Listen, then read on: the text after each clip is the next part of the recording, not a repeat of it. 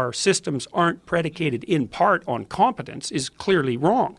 Now, you asked a question about the left. It's like, well, why are the left always on the side of the people who don't fit in, let's say, or don't fit so easily in? And I think that is a matter of the consequence of hierarchical structures. Is that, so imagine in every hierarchy there's some people who don't do very well in any given hierarchy. Then imagine across all the hierarchies that there's a subset of people who are very likely to not do well in any of them. So you might say, well, they're systemically discriminated against. The left would be on their side because they're on the side, even temperamentally, of the people who are dispossessed. And the thing about that is that it's valid.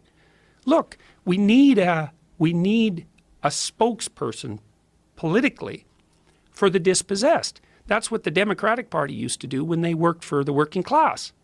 Is the working class needed a political voice. It's like, okay, that's the Democrats. Well, why do they need a political voice? Well, to keep the hierarchy from degenerating into rigid tyranny. It's part of the political discussion.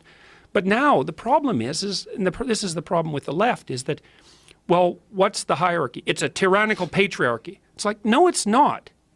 It's partly corrupt, like every system.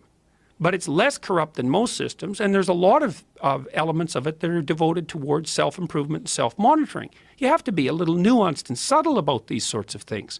And you can't throw the baby out with the bathwater. And the leftist rhetoric has got so intense that the idea is, and people believe this, well, the world is going to hell in a handbasket. Everything is getting worse in all possible ways, and there's systemic racism everywhere, and it's utterly unfair, and it should be torn down and rebuilt. It's like, no. It's actually functioning unbelievably well, even though it still has its problems.